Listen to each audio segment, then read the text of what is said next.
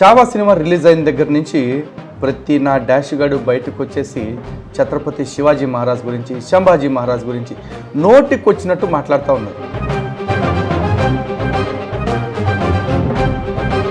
చెల్లెల్ని స్వయంగా నువ్వు చనిపో, నీ శీలం పోగొట్టుకోవటం కంటే పవిత్రంగా చనిపోతే బెటర్, ఆ సంభాజీ చేతికి చెప్పు. బాబరు మీ మొట్టమొదటి మొఘల్ చక్రవర్తి ఆడంట ఆడి దగ్గర ఉండే ఒక టీనేజ్ బాయ్ని విపరీతంగా ప్రేమించేవాడట. సంభాజీ గురించిన ఆ వ్యాసంలో పేర్కొన్న వివరాలను బట్టి చివరకు వికీపీడియా చెబుతున్న సంభాజీ చరిత్రే నిజమని అనిపిస్తుంది. ఇక్కడ హుషారుగా నికోలో మనుచి. ఇప్పుడు ప్రైమరీ క్వశ్చన్ అసలు నాకు అర్థం కాదురా, వీళ్ళంతా మహాత్ములు, సొద్దపోసలు, మట్టిగడ్డలు అని చెప్తున్నారు ఒక్కొక్కడు. అసలు వాళ్ళ అరబ్ దేశాలు వదిలి భారతదేశం మీద దండయాత్ర చేసి ఆ జోధాబాయిని మతం మార్చి, పేరు మార్చి, తన కూడా బుర్కా మట్టును బందీ చేసేసిన అక్బర్ని, మతోన్మాద శక్తులు మానవతుల మాంగళ్యాల్ని మంటగలుపుతుంటే మా ఛత్రపతి శివాజీ మహారాజ్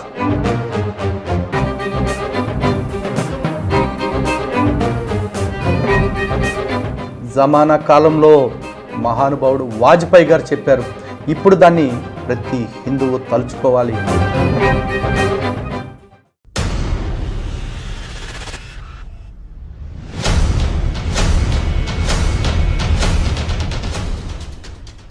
హిందూ బంధువులందరికీ జై శ్రీరామ్.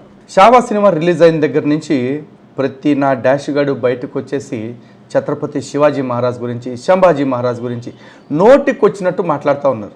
ఇంకొంతమంది అయితే అసలు సంభాజీ మహారాజు ఒక రేపిస్టు, పాపిస్టు, ఇంకా కామిస్టు అంటే చాలా మాట్లాడుతూ ఉన్నారు. దానికి వాళ్ళు ఎన్నో చారిత్రక ఆధారాలు కూడా చూపిస్తూ ఉన్నారు. మరి ఆ చరిత్ర ఏంటి, ఆ చరిత్ర వెనకాల ఉన్న వాస్తవం ఏంటి, వక్రీకరణ ఏంటి, ఇవన్నీ కూడా మనం మాట్లాడాల్సిన సమయం ఖచ్చితంగా వచ్చింది. అయితే కాస్త థ్రోట్ ఇన్ఫెక్షన్ వల్ల కొద్ది రోజులు వీడియోలకు బ్రేక్ ఇవ్వటం వల్ల ఎప్పటి నుంచో చెప్పాలనుకున్న ఎన్నో విషయాలు చెప్పలేకపోయాను.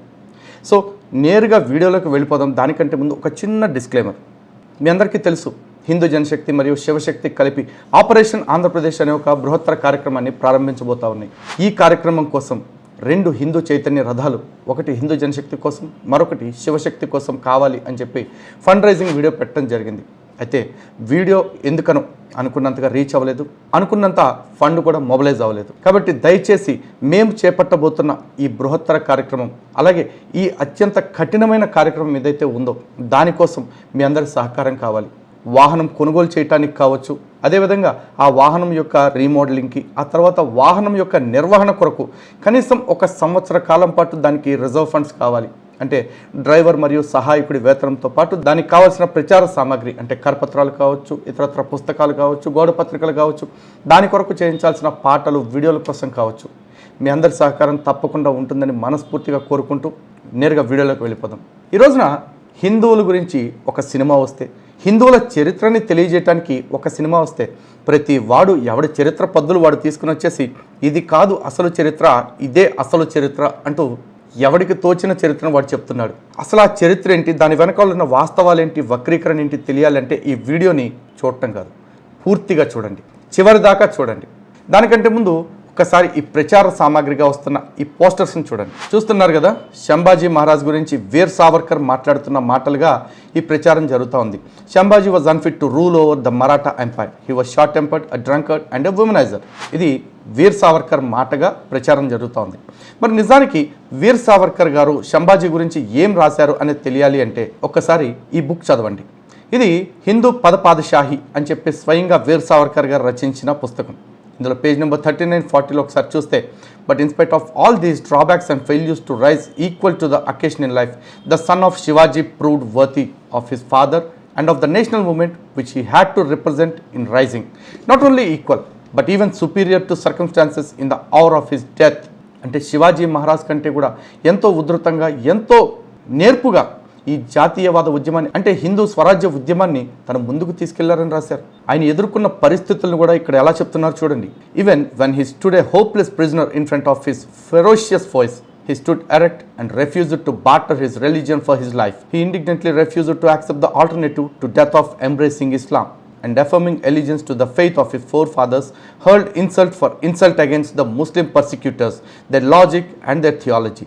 అలాగే సినిమాలో జరిగిందంత అబద్ధమని మాట్లాడే గాడిద కొడుకులకి, పంది కొడుకులకి అర్థమవటం కోసం సావర్కర్ గారు ఇక్కడ ఒక మాట రాశారు.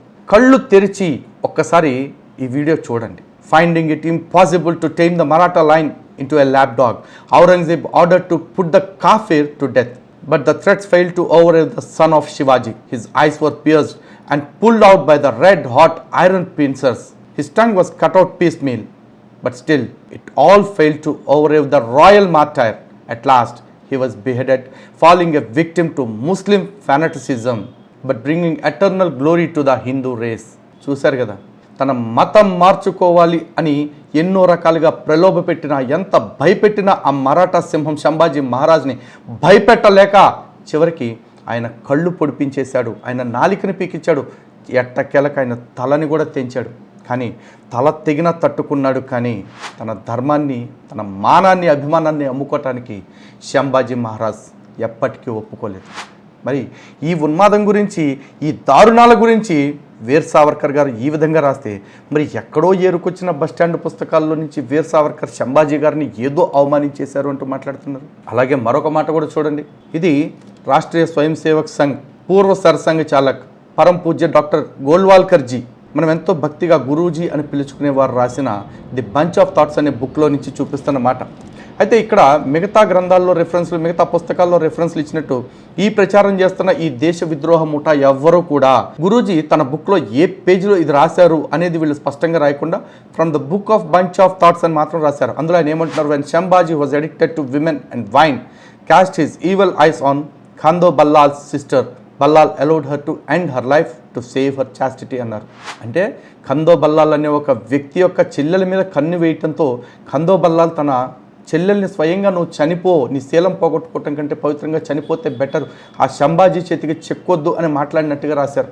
అలాగే సంభాజీ ఒక విమనైజరు, ఒక తాగుబోతు అన్నట్టుగా రాసినట్టుగా చూపించారు. మరి నిజానికి ఆ పుస్తకంలో ఏముంది అనేది చూస్తే ఒక్కసారి చూడండి. పేజ్ నెంబర్ 378లో పవర్ ఆఫ్ డివోషన్ అనే ఒక చాప్టర్ గురించి రాస్తూ గురూజీ ఈ మాటలు రాశారు. నిజానికి పవర్ ఆఫ్ డివోషన్ అంటే ఏంటంటే భక్తి యొక్క శక్తి ఏంటి అని చెప్పాలనుకున్నారు. అంటే రాజభక్తి గురించి చెప్తూ ఈ ఖందో బల్లాల్ అనే ఆయన సంభాజీ మహారాజ్ దగ్గర పనిచేస్తున్నారు. అంతేకాదు ఈ ఖందో బల్లాల్ తండ్రి స్వయంగా శివాజీ మహారాజ్ యొక్క అష్టప్రధానుల్లో ఆయన ఒకడు. అలాంటి వ్యక్తిని స్వయంగా సంభాజీ మహారాజే మరణశిక్ష విధించి చంపారు. ఎందుకంటే రాజ్యాన్ని కాపాడుకునే ప్రక్రియలో రాజరికాన్ని కాపాడుకోవటం అనేది ఒక భాగం కాబట్టి ఆ రాజరికాన్ని కాపాడుకునే ప్రక్రియలో తనకు వ్యతిరేకంగా ఉన్నవాళ్ళు, తనపైన కుట్రలు చేస్తున్న వాళ్ళ విషయంలో అంతే కఠినంగా ఉండాలి రాజు. సంభాజీ మహారాజ్ అట్లాగే ఉన్నారు. కానీ అంత చేసినా కూడా ఖందో బల్లాల్ సంభాజీ మహారాజ్ పట్ల తన విశ్వాసాన్ని ఎక్కడా కూడా కొంచెం కూడా విడిచిపెట్టలేదు. తన కోసం ప్రాణాలు ఇవ్వాలి అని అంతే కమిట్మెంట్తో ఉన్నాడు. అంతేకాదు చివరి వరకు కూడా ఈ ఖందో బల్లాల్ అదేవిధంగా తన రాజు సంభాజీ మహారాజ్ని కాపాడుకుంటూనే ఉన్నాడు. చివరికి సంభాజీ మహారాజ్ అస్తమైన తర్వాత రాజారాం సింహాసనాన్ని ఎక్కినప్పుడు కూడా రాజారాంకి అంతే లోబడి పనిచేశాడు. ఓ రకంగా మీరు చెప్తారు కదా, బాహుబలి సినిమాలో కట్టప్ప వంశపారంపర్యంగా ఎట్లా చేశాడు, అంత కట్టు బానిసత్వం, అంత కట్టు విశ్వసనీయత సింహాసనానికి విధేయతను చూపించాడు. ఆ విధేయత ఏ విధంగా ఉండాలి, అలాంటి విధేయత చూపించే వాళ్ళు ఉంటే రాజు ఎంత శక్తివంతంగా ఉంటాడు అనేది చెప్పటం కోసం అని చెప్పేసి ఆ సంఘటనని ఉదహరించారు తప్ప అక్కడ ఎక్కడా కూడా సంభాజీ మహారాజ్ని అవమానించలేదు, సంభాజీ మహారాజ్ గురించి నెగిటివ్గా రాయలేదు. పైపెచ్చు ఈ ఖందో బల్లాల్ ఏమనుకున్నాడో ఒకసారి రాశారు ఇక్కడ చూడండి. But he himself never forsook his loyalty to Sambhaji, for he knew that Sambhaji, with all his personal vices, was then the unifying symbol of the resurgent Hindu Swaraj around which all Hindu forces were trying to rally. Later, when Sambhaji was captured by Aurangzeb, it was Khando Ballal who risked his life in a hazardous attempt to free him. చూశారు కదా, తను మాత్రమే హిందూ స్వరాజ్య సాధనకు సమర్థుడు అని చెప్పేసి ఖందో బల్లాల్ స్వయంగా నమ్మాడు. ఈ రాజనీతి గురించి, ఈ విశ్వసనీయత గురించి గురూజీ ప్రస్తావన చేస్తే ఏదో సంభాజీకి అసలు క్యారెక్టర్ లేని వ్యక్తి అన్నట్లుగా వీళ్ళు పోర్ట్రే చేస్తూ మాట్లాడుతున్నారు. అయితే వీళ్ళిద్దరు మాత్రమే అనుకుంటున్నారా? అయితే ఒక్కసారి మనందరికీ ఎంతో బాగా తెలిసిన వీర విప్లవ పండితుడు ఉన్నాడు కదా, బిఆర్ సిరాజ్ అని చెప్పేసి. ఆ సిరాజు ఎంత రెచ్చిపోతున్నాడు, ఎంత శుద్ధపోస అనేది ఒకసారి మీరు చూడండి. ఇప్పుడు విడుదలైన చావా సినిమాలో చూపించినట్టు చరిత్రలో సంభాజీ హిందువుల కోసం పోరాడిన అంత పెద్ద వీరుడా?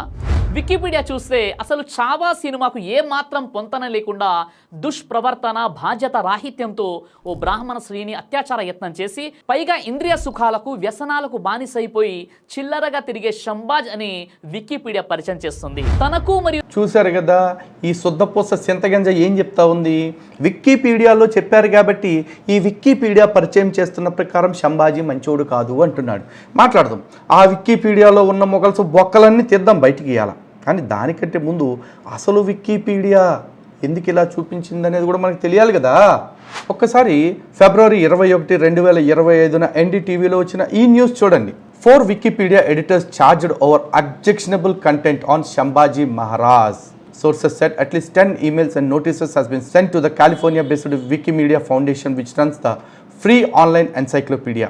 ఇక వార్తలోకి వెళ్తే విషయం ఏంటంటే వికీపీడియాలోని కంటెంట్ని ఎవరైనా ఎడిట్ చేయొచ్చు. ఎందుకంటే ఆ వికీపీడియాకి ఎడిటర్స్గా ఎంతోమంది ఉన్నారు. ఆ ఎంతోమందిలో ఈ మతోన్మాద బ్యాచ్ కూడా ఉంటారు. ఏ మతోన్మాద బ్యాచ్? ఈ ముస్లిం మీడియా హౌస్ అని చెప్పుకుంటున్న వాళ్ళు కావచ్చు, లేకపోతే ఈ బ్రదర్ సిరాజ్ లాంటి వాళ్ళు, వీళ్ళందరూ కూడా ఇదే బ్యాచ్. ఇలాంటి వాళ్ళకి సపోర్ట్ చేసే ఎంతోమంది ఎడిటర్స్లో కొంతమంది ఈ షంభాజీ మహారాజ్కి సంబంధించిన కంటెంట్ని వికీపీడియాలో ఎడిట్ చేసి పెట్టారట. మరి అలా ఎడిట్ చేసిన కంటెంట్ మీద Maharashtra chief minister Devendra Fadnavis has also taken note of the content and asked the police to initiate action. The historical distortions was flagged by various organizations after the release of Bollywood movie Shava starring Vicky Kaushal, which is based on the life of Shambhaji Maharaj. ఈ cinema release అయ్యి ఆ cinema తెస్తున్న మార్పుని తట్టుకోలేక జీర్ణించుకోలేక చివరికి వికీపీడియాని వీళ్ళందరూ కూడా editing చేసి ఈ విధంగా గబ్బు పట్టించారని చెప్పేసి చెప్తా ఉంది. అటువంటి ఈ వికీపీడియా చూపిస్తున్న దాన్ని మన శుద్ధపూస సిరాజ్ గారు పట్టుకుని ఇదంతా కూడా చాలా ప్రామాణికమైన చరిత్ర అని వికీపీడియా చెబుతోంది అన్నాడు. బిడ్డలారా, నా గొంతు రాక మీరు బతికిపోయారా, వచ్చుంటే కథ వేరే ఉంటుండే. సరే మాట్లాడదాం. ఇప్పుడు వికీపీడియా చూపిస్తుంది కాబట్టి విక్కీ కౌశల్ సినిమా గురించి మీరు ఇంత తిక్కగా మాట్లాడుతూ ఉన్నారు. మరి ఒక్కసారి ఈ వికీపీడియా జోలికే, ఈ వికీపీడియా చెప్పిందే చరిత్ర అని చెప్తున్న చండాలపు యదవులందరికీ అర్థమయ్యేలాగా ఒక్క విషయాన్ని మనం చూపిద్దాం. ఈ వికీపీడియా ప్రకారమే చూసుకుంటే ఒక్కసారి ఇది చూడండి. ఎస్, లింక్ క్లిక్ చేయంగానే yes, Babur the founder of Mughal dynasty wrote about his love for young boys in his memoirs. He was infatuated with a teenage boy named Baburi. Babur మీ మొట్టమొదటి మొఘల్ చక్రవర్తి ఆడంట. రే వింటున్నారా? ఆ బాబర్ కూడా అంట ఆడి దగ్గర ఉండే ఒక టీనేజ్ బాయ్ని విపరీతంగా ప్రేమించేవాడట. ప్రేమించడం అంటే ఆడు హోమోసెక్షువల్ అని చెప్పేసి లిటరల్గా రాశాడు. అలాగే వీళ్ళందరూ అంటున్నారు కదా, అతను ఒక బ్రాహ్మణ స్త్రీ పైన కన్ను వేయటంతో శంభాజీ మహారాజ్ని శివాజీ శిక్షించాడు అని చెప్తున్నాడు కదా. ఎవర్రా ఆడవాళ్ళని అమ్మటపడటం, ఆడవాళ్ళని వేధించడం గురించి తూదీనమ్మ జీవితం మీరే చెప్పలేక. ఒరే బురదగుంట్లో పంది బతుకుతుంది, భారతదేశంలో మీరు బతుకుతున్నారు. ఏంటి తేడా చెప్పండి. ఒక్కసారి ఈ లైన్లో కింద ఏం రాశారు చదవండి. మోర్ అబౌట్ బాబర్లో. బాబర్ ఇస్ ఎ బైసెక్షువల్ అనుకోవాలన్నమాట. Because Babur married several times and had many children including Humayun, Kamran Mirza, Hindal Mirza, Masuma Sultana Begum and Gulbadan Begum. అంటే ఎంతమంది? హీ మ్యారీడ్ సెవరల్ టైమ్స్, అనేక పెళ్ళిళ్ళు చేసుకున్నాడు. ఎన్ని అంటే లెక్కలు చెప్పలేనంత అనమాట. వీళ్ళంతా వచ్చేసంట మేము పత్తిత్తులమండి, ఆడవాళ్ళని వేధించినందుకు మేము శంభాజీ మహారాజ్ని చంపేశామండి అని చెప్పేసి చెప్తారు. సొల్లు చెప్పరా సోమయ్య అంటే పోనీ అయిపోయిందా? ఆ తర్వాత అసలు మ్యాటర్ ఇంకా చాలా ముందుంది. ఇవన్నీ జస్ట్ కొన్ని ఎగ్జాంపుల్సే. అక్బరు మీ అందరికీ బాగా తెలుసుగా, అక్బర్ ది గ్రేటు, చోదా అక్బర్ అని చెప్పి సినిమా కూడా తీసుకున్నారు కదా. ఆ అక్బర్కి ఎంతమంది పెళ్ళిళ్ళు పెళ్ళాలో తెలుసా? 312 పెళ్ళాలోయ్. ఆ పెళ్ళాల లిస్ట్ కావాలనుకుంటే ఇగో వికీపీడియాలోనే ఇక్కడ ఉందో చూడండి కింద, కన్సర్ట్స్ అండ్ వైఫ్స్. కన్సర్ట్స్ అంటే ఏంటి అంటే రాణి హోదా కలిగిన భార్యలు. జస్ట్ వైఫ్స్ అంటే రాజ్యంలో భాగం లేకుండా, రాణి హోదా లేకుండా కేవలం రాజభోగాలు రాజుతో పాటు కూర్చొని అనుభవించే పెళ్ళాలి. ఈ లిస్ట్ అంతా చదువుతుంటే కింద ఏముంది? రుఖాయా సుల్తానా బేగం, సలీమా సుల్తానా బేగం, మరియం ముజ్ జమానీ, రాజ్ కున్వారీ, నాతీబాయ్, బక్కారీ బేగం, కషీమా బాను బేగం, గౌరున్ నిస్సా బేగం, బీబీ దౌలత్ షాహేదు, రుక్మావతి. ఆ కింద అన్నారు చూసారా, సెవరల్ అదర్స్. అంటే ఇంకా బొచ్చుడు మంది. వీళ్ళంతా రాణులును పెళ్ళాలే. ఉంపుడు గత్తులకైతే ఎవడికి తెలుసురా? ఎవడికి తెలుసు? ఎవడికి తెలియదు. ఈరోజు మీరు వచ్చేసి శంభాజీ మహారాజు ఆడవాళ్ళతో బిహేవ్ చేసిన దాని గురించి మాట్లాడుతున్నారు. మా కర్మరా అయ్యా. ఇక ఆ తర్వాత మాట్లాడుకుంటే అక్బర్ కొడుకున్నాడు కదా సలీము, అదే జహంగీర్ తర్వాత పేరు మారింది. ఆ జహంగీరు ఒక అమ్మాయిని ప్రేమించాడు. ఎవరిని? అనార్కలి అని చెప్పేసి. నీకు వచ్చింది తెలుసా? ఆ అనార్కలి అక్బర్ ఒకానొక ఉంపుడు గత్తెల్లో ఒకతి, అంటే స్వయాన జహంగీర్ గారికి పిన్ని వరుస ఇద్దనమాట. ఆ పిన్న అక్క ఆడదైతే సాల్ నాకని చెప్పేసి జహంగీర్ గారు ఆమెను లేపుకెళ్ళిపోయి లోపల ఏదో జనక పాయల బాధ్య చేయబోతే అక్బర్ కొడుకుని చంపుకోలేక దాన్ని తీసుకెళ్ళి సమాధిలో పడేశాడు. ఇదిరా మీ చరిత్ర, ఇదిరా మీ స్టోరీ. పోనీ ఇక్కడతో అయిపోయిందా? ఒక్కసారి ఈ కథ చూడండి. ఈ జహనారా బేగం ఎవరో తెలుసా? మనందరం బాగా ప్రేమకి గుర్తని చెప్తారు కదా. షాజహాన్ కట్టించిన తాజ్మహల్ ముంతాజ్ చచ్చిపోయిందన్న బాధలో కట్టించాడని ఆ ముంతాజ్ కూతురే. ఈ ముంతాజ్ కూతురు అంటే షాజహాన్కి కూడా కూతురే. షాజహాన్కి ముంతాజ్కి పుట్టిందిలేండి. వీళ్ళిద్దరూ కలిపి ఏం చేశారో తెలుసా? Jahanara's influence in Mughal administration resulted in several rumours and accusations of an incestuous relationship with her father Shahjahan. చూశారు కదా, తన తండ్రి షాజహాన్ తోటి తనకి లైంగిక సంబంధము కలిగి ఉంది అనే కొన్ని వార్తలు కూడా ప్రచారంలో ఉన్నాయి. నిప్పు లేకుండా పొగ ఎట్లా వస్తుంది? మరి ఆ విషయాన్ని బిఆర్ సిరాజ్ గారే చెప్పాల్సి ఉంటుంది. సో బిఆర్ సిరాజ్ గారు మీరు క్లాత్స్ ఫోల్డ్ చేసుకుని కూర్చుంటే మంచిది. ఎందుకంటే ఈరోజు కూడా ఆది కుమారులు సమాధిని తీసుకొచ్చి ప్రేమకి గుర్తు అని చెప్తున్నారు. కానీ ఎంతమందిని ప్రేమించాడు, ఏ విధంగా ప్రేమించాడు అంటే చివరికి తన ప్రియురాలు లేదంటే తన ముద్దుల భార్యకి పుట్టిన బిడ్డని కూడా తనే పడుకోబెట్టుకుని అంత ప్రేమించాడట. ఇటువంటి ప్రేమని, ఇటువంటి ఆదరణని మరి స్త్రీల పట్ల చూపించిన ఈ రాజులు సంభాజీ మహారాజుని శిక్షించడానికి యోగ్యులను నువ్వు చెప్తుంటే కాండ్రించి ముఖాన ఉమ్మేయాలనిపిస్తుంది. కానీ ప్రజాస్వామ్యంలో బతుకుతున్న మనం ఆ విధంగా చేయకూడదు కాబట్టి నేను చేయట్లేదన్నమాట. ఓకే, ఇక్కడితో అయిపోయింది అనుకోవద్దు. అసలు కథ ఇప్పుడు మొదలవుతుంది. అదేమిటి అంటే ఔరంగజేబు యొక్క భార్యలు ఎంతమంది అనేది కూడా మీకు ఇవాళ తెలియాల్సిన అవసరం ఎంతో ఉంది. అలాగే మరి చరిత్రను చూసుకున్నట్లయితే ఔరంగజేబుకి 4 భార్యలతో పాటు అనేక మంది ఉంపుడుగత్తెలు ఉన్నట్లుగా చరిత్ర చెప్తా ఉంది. ఇది ఎవరు చెప్తున్నారంటే వికీలోనే చెప్తుందిరా బొక్కగా. మరి ఈ చరిత్ర అంతా ఎవడరా చెప్పేది? మీ అమ్మ మొగుడు వచ్చి చెప్తాడా? పైగా ఈ కొడుకులు ఒక్కొక్కడో తీసుకున్న చరిత్ర దేన్ని ప్రమాణంగా తీసుకున్నారో చూడండి. వెనిస్ దేశానికి చెందిన నికాలో మనుచి అనే యాత్రికుడు చరిత్రకారుడు. అతను మొఘల్ సామ్రాజ్యం యొక్క కథలకు ప్రత్యక్ష సాక్షి.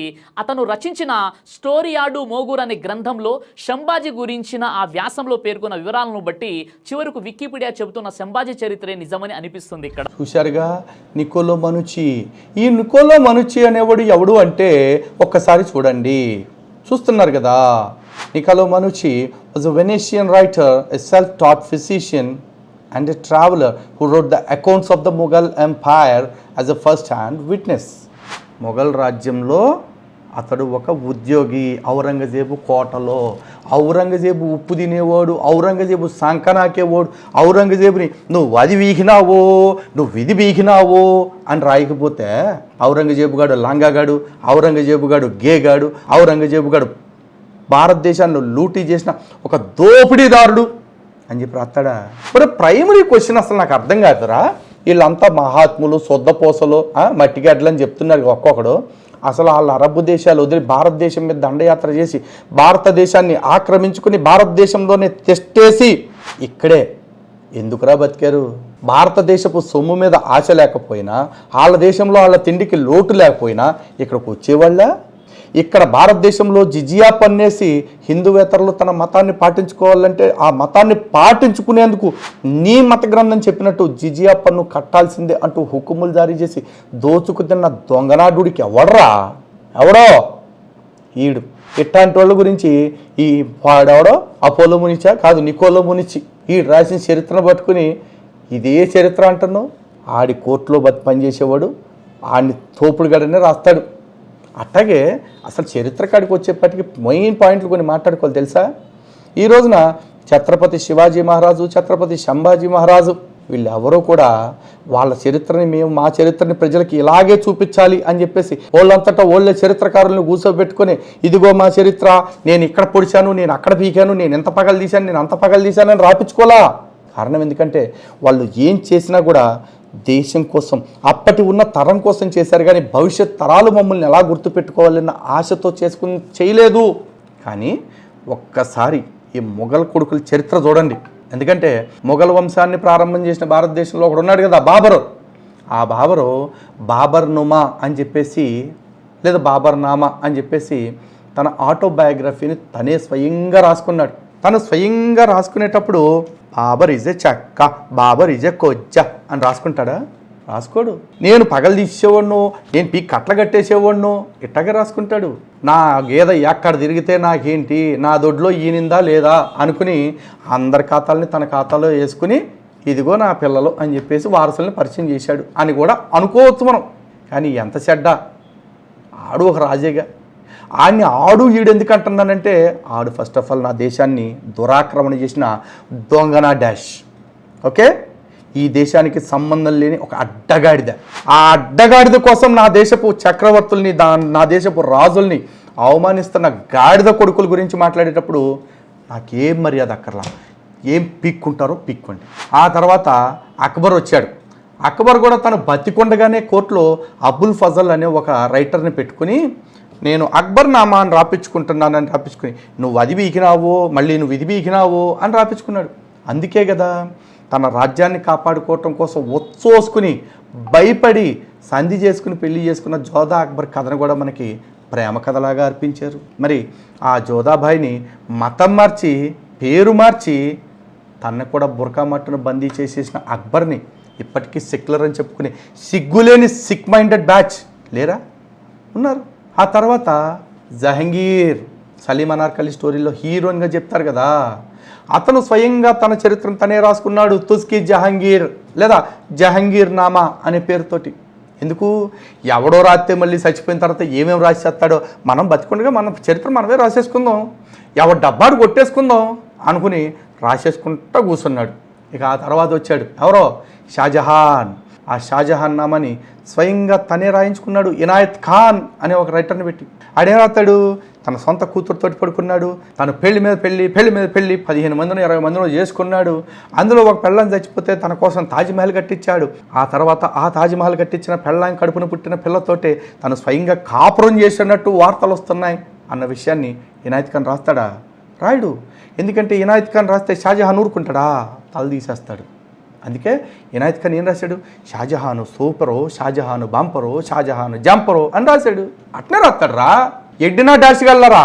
మీకు విదేశీయులు నా కొడుకులు రాసుకొచ్చిన చరిత్రలు పట్టుకొచ్చేసి ఇదే చరిత్ర అంటారు. ఎవడ్రా భారతదేశపు చరిత్రను రాయటానికి వాళ్ళు పోరంబొగ్గళ్ళు.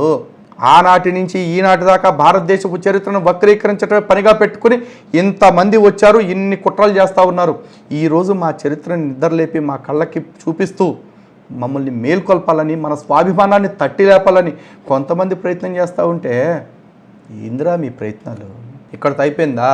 మీరందరూ ఆలంగీరో జహాంగీరో అది అంటారు కదా, ఎవరిని? ఔరంగజేబుని.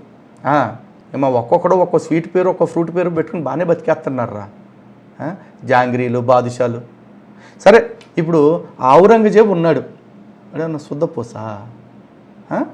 సొంత అన్నని సింహాసనం కోసం చంపినోడు కాదు, దారాషికొని ఎవడు చంపాడా?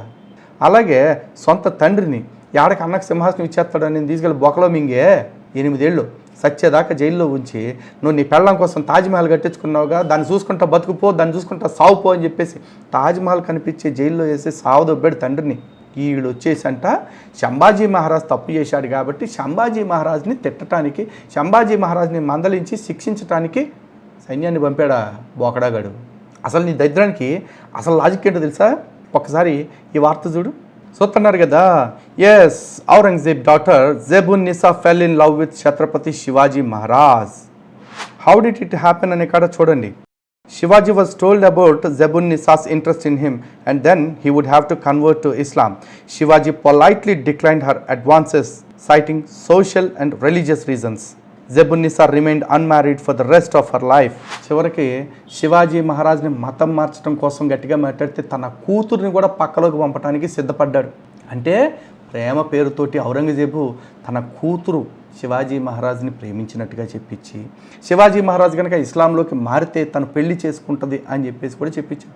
కానీ శివాజీ మహారాజ్, నా బొత్సు, నీ రాజ్యం నా బొత్సు నేను సంపాదించుకుంటా, నీ కూతుర్ని నేను చేసుకోను అని అలా అమర్యాదగా చెప్పకుండా దయచేసి మీ రాజ్యాన్ని మడిసి మీ దగ్గరే పెట్టుకోండి, మీ కూతుర్ని కూడా మడిసి మీ కొంపలో నెట్టుకోండి, నేను మీకోసం మతం మారనని చెప్పాడంట.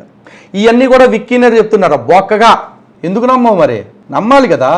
అయినా భారతదేశపు చరిత్రను ఇంత దారుణంగా వక్రీకరిస్తూ ఎవడెవడ గోచి గన్నయ్య గారు రాసిన దాన్ని చరిత్రను నమ్ముతున్నావే, మరి ఈ దేశపు వీరులు, భారతీయ చరిత్ర ఇది, భారతదేశపు రాజవంశపు కథ ఇది అని చెప్తుంటే దాని గురించి ఎందుకు మాట్లాడట్లా? పైపెచ్చిన ఎవడ అంటున్నాడు దర్శకుడు ఆ కానోజీ కుటుంబాలకి క్షమాపణ చెప్పాడు అని చెప్పేసి భయపడతాడు. ఎందుకంటే దర్శకుడి దగ్గర పెట్రోల్ డబ్బులు వచ్చి బేవర్స్గా పడట్లేదుగా. కష్టపడి తీసిన సినిమా ఉత్తుపుణ్యాన 100 కోట్లు ఎవడికో దొబ్బెట్టాలంటే దొబ్బెట్టలేక కాంప్రమైజ్ అయినట్టున్నాడు. మేబీ చరిత్ర విషయంలో కాంప్రమైజ్ అవ్వాలా, తన పరిస్థితుల వల్ల కాంప్రమైజ్ అయినట్టు. అండ్ మోరోవర్ ఆ రోజు కానోజీల్ని కొన్నట్టే ఈరోజు వాళ్ళ కుటుంబ సభ్యుల్ని ఎవరేం మ్యానిపులేట్ చేశారు? మీరు దేనికైనా సమర్థులు కదా. అంటే మీరు నేరుగా వాళ్ళని ఏమీ పీకలేక వాళ్ళ ద్వారా పీకిచ్చే ప్రయత్నం చేశారు. బట్ యూ కాంట్ పీకిఫై ఎనీథింగ్ అండ్ మీకు ఇంకొక విషయం అర్థం కావాలి. ఏదో మేము సంభాజీ, శివాజీ, తానాజీ గురించి సినిమాలు తీసుకుంటుంటే ఇంత పిసుకుని పొట్లాలు కొనుక్కునే బదులు మీరంతా డబ్బులు ఉన్నోళ్ళేగా. బాలీవుడ్ మొత్తం మీ బుడ్రఖాన్ చేతుల్లోనే ఉందిగా. ఎవడో ఒక బుడ్రఖాన్ని పెట్టేసి ఔరంగజేబు స్టోరీయో, బాబర్ స్టోరీయో, జహంగీర్ స్టోరీయో, షాజహాన్ స్టోరీయో తీయొచ్చుగా. తీస్తే నిజాలు తీస్తే ముఖం మీద పువ్వు అని ఉమ్మేస్తారు. ఎందుకో తెలుసా? ఆడొక లంగగాడు, ఈడొక దొంగగాడు అని చెప్పేసి అంటారు. ఏమన్నాను భయం మీకు. అట్టప్పటికి జోధా అక్బర్ అని లేకపోతే అదేదో లబ్బర్ అని చాలా సినిమాలు తీసుకున్నారు మీరు కూడా. కానీ నాకు అర్థం కాని విషయం ఏంటంటే ఈ రోజున ఈ విక్కీ కౌశల్ సంభాజీ మహారాజ్ గురించి తీస్తే ఇంత పిసికేసుకుంటున్నారు కదా. మరి ఎప్పుడో ఎన్టీ రామారావు గారు ఒక సినిమా తీశారు మేజర్ చంద్రకాంత్ అని. దానిలో ఒక చిన్న సీన్ పెట్టారు చూడండి. మతోన్మాద శక్తులు చురకత్తులు జలిపిస్తే మానవతుల మాంగళ్యం మంటగలుపుతుంటే క్షుద్ర రాజకీయానికి ఉగ్రనేత్రుడై లేచి మాతృభూమి నుదుటిపై నెత్తుటి తిలకం దిద్దిన మహావీరుడు, సార్వభౌముడు. అది ఈ సాంగ్ చూశారు కదా. ఇందులో మరి ఏనాడో అన్నగారు చూపించారు కదరా, మతోన్మాద శక్తులు మానవతుల మాంగళ్యాన్ని మంటగలుపుతుంటే మా ఛత్రపతి శివాజీ మహారాజ్ కత్తికొక్కండగా ఒక్కొక్కడిని నరికి భరతమాత నుదుటి మీద తన నెత్తుటి తిలకం దిద్దాడని.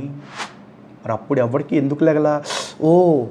ఆ రోజుల్లో హిందువుల్లో ఇంత చైతన్యం రావట్లేదు, ఈ చైతన్యం వల్ల మీకు ఈ పీఠాలు కదలట్లేదు. అప్పుడు పెద్ద ప్రమాదం అనిపించలే. కానీ అప్పుడు చూపించింది వాస్తవమే, ఇప్పుడు చూపిస్తుంది వాస్తవమే. ఎప్పటికీ ఇదే వాస్తవం. కానీ చిన్న తేడా ఏంటో తెలుసా? పైసల కోసం ఆశపడి ప్రాణాలు పోతాయని భయపడి మతం మారిపోయిన మ్లేచ్ఛ జాతుల మలాన్ని బుర్రలో నింపుకున్న మీకు ఆ భయంతోటో లేకపోతే ఆ బానిసత్వంతోటో ఇప్పటికీ కూడా భరతమాతని అవమానించడం, భరతమాత ముద్దుబిడ్డల్ని అవమానించడం పరిపాటిగా మారింది. కానీ మేము భరతమాత విషయంలో ఎలా ఉంటామో తెలుసా? కోట్లు ఇచ్చినా, కుత్తుకు మీద కత్తులు పెట్టినా, కుత్తుకలతో కంఠాలు కోసేసిన ఒక్కటే మాట వస్తుంది. జమానా కాలంలో మహానుభావుడు వాజ్పేయి గారు చెప్పారు. ఇప్పుడు దాన్ని ప్రతి హిందువు తలుచుకోవాలి, తలుచుకుంటాడు.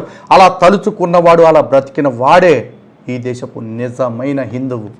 భారత్ कोई भूमि का टुकड़ा नहीं है, एक जीता जाता राष्ट्र पुरुष है.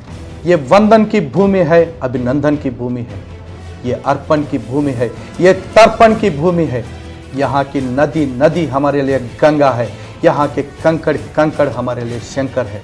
हम जिएंगे तो इस भारत के लिए और मरेंगे तो इस भारत के लिए, और मरने के बाद भी गंगा में बहते हुए हमारे अस्थियों को कोई कान लगाकर सुने तो एक ही आवाज आएगा, भारत माता की जय, भारत माता की जय, भारत మాతా కి జై. ఇది ఈ మాట చెప్తున్నప్పుడు ఎంత గర్వంగా ఫీల్ అవుతున్నామో అంతే గర్వంగా నా భారత మాత కోసం ప్రాణాలు అర్పించిన ప్రతి వీరుడి చరిత్ర తలుచుకున్నప్పుడు అంతే గర్వంగా ఫీల్ అవుతాం. అండ్ మీలాంటి కుక్కలకి మీలాంటి దేశద్రోహులకి అర్థం కావాల్సింది ఏంటో తెలుసా? మేము నుదుటన పెట్టుకునే తిలకం కేవలం మేము హిందువులం కాబట్టి, మేము పునర్జన్మని నమ్ముతున్నాం కాబట్టి అది తెలియజెప్పాలని కాదు. మా దేశపు ఆత్మగౌరవం కోసం, స్వాభిమానం కోసం, మా స్వరాజ్యం కోసం, స్వతంత్రం కోసం, మా కోసం రక్తం చిందించిన ప్రతి వీరుడి రక్తానికి గుర్తుగా మేము ఈ తిలకాన్ని ధరిస్తూ ఉంటాం. అటువంటి వీరుల్ని ఎవడన్నా కించపరుస్తాను అంటే ఒక్కొక్కడికి చుక్కలు చూపించడానికి సిద్ధంగా ఉన్నాం.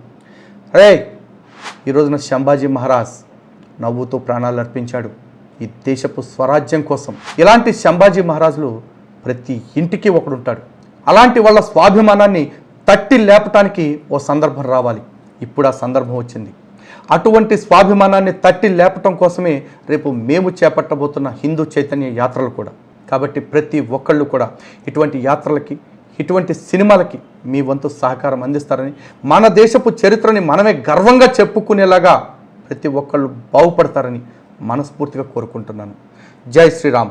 భారత్ మాతాకి జై.